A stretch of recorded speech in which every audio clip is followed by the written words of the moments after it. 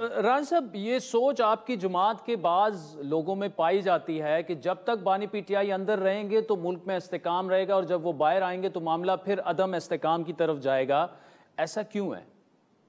देखिए, ये उनका जो माजी है, जब से उन्हें पहले तो वो खैर single seat single man party थी। जब अक्टूबर 2011 में या 2012 2011 में जब उनका एक जलसा हुआ और उस जलसे से उनको अहमियत मिली, तो उसके बाद से मुझे आप एक कदम उनका बता दें, एक स्टेप, एक फैसला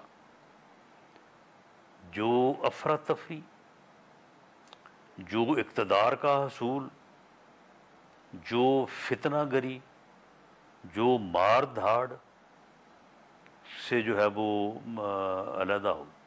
हर कदम, हर फैसले में उन्होंने यही काम किया। धरनों से लेके आप आ जाएं 2018 तक, और उसके बाद 2018 से लेके 2022 तक उन्होंने जलसे किए, जुलूस किए, लॉन्ग मार्च किए, और उसके बाद जो है वो फिर अपना जो है जब इक़्तिदार जाता रहा तो फिर लॉन्ग मार्चेस शुरू कर दिए। इक़्तिदार में आए तो पकड़ दकड़, नैब, झूठे मुकदमे, यानी और मैं छोड़ूंगा नहीं, अपोजिशन को ख़त्म करूंगा, मुझे अगर इख्तियार मिल जाए तो मैं 5000 आदमियों को जो है वो फांसी लगाना चाहता हूँ। इस्टेब्लिशमेंट को कहा कि मेरा साथ दें, ये अपोजिशन को ख़त्म कर देना चाहिए, ख़त्म करना चाहता हूँ। उन्होंने साथ नहीं दिया। तो ये मीर जाफ़र हैं, मीर सादक हैं, घर में डाकू आ गए हैं, चौकीदार आगे फायर नहीं कर रहा, मार नहीं रहा डाकुओं को। ये कहाँ का चौकीदार है? वो कौन थे डाकू? अपोजिशन को उस वक्त डाकू बनाया हुआ था उन्होंने।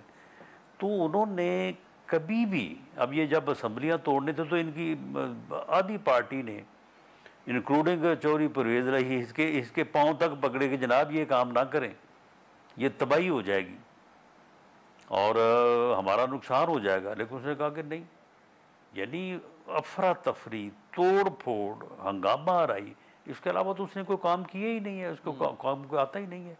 तो इसलिए अब भी जब आएंगे तो यही करेंगे। तो उसका फिर क्या बंदोबस्त होना चाहिए, क्या होगा, वो हमने भी सोच रखा है, उन्होंने तो जो सोचा हुआ है वो तो हमें पता है।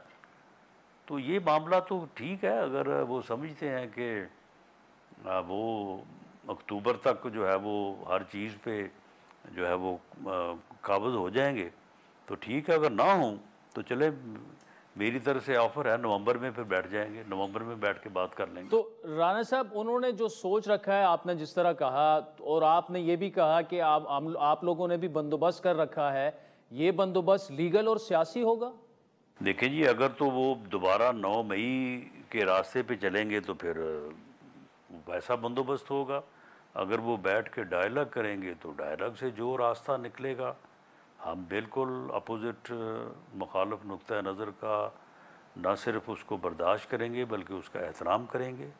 वी आर पोलिटिकल पीपल, हम जमहूरी लोग हैं, हम जमहूरी सोच रखते हैं, हम सबको साथ लेके इस वक्त भी कौन सा हमको अकेले हुकूमत कर रहे हैं, सबको साथ लेके चल रहे हैं, उनको भी हम साथ लेके चलने को तैयार हैं मामलात को सुलझाने के लिए। अब इससे बढ़ के और क्या हो सकता है कि प्राइम मिनिस्टर ने जो है, ये बात मैंने 2, 4, 10 दफ़ा की थी, तो इन्होंने कहा कि जी देखें जी, टॉक शोज़ में तो कोई ऑफ़र नहीं होती, ये कौन सी बात है जी, इसकी क्या बुनियाद है। प्राइम मिनिस्टर ने on the floor of the house बड़ा दो टोक अंदाज में उन्हें दावत दी कि आए बैठे।